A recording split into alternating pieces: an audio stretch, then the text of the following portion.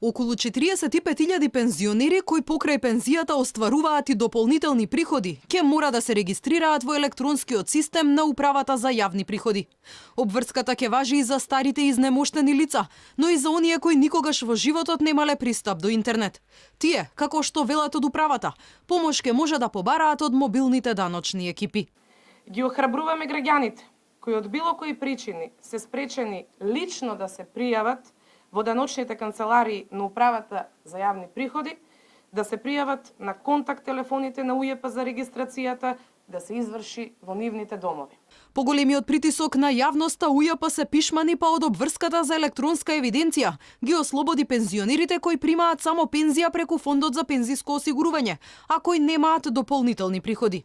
За нив електронската евиденција ќе почне 7 години подоцна, во 2025 година. Од 2018 до 2024 година, пензионерите кои не оствариле друг приход освен пензија, се ослободени од било каква обврска кон Управата за јавни приходи со годишната даночна пријава. Односно, овие граѓани немаат никаква обврска за регистрација во системот, потврдување или коригирање.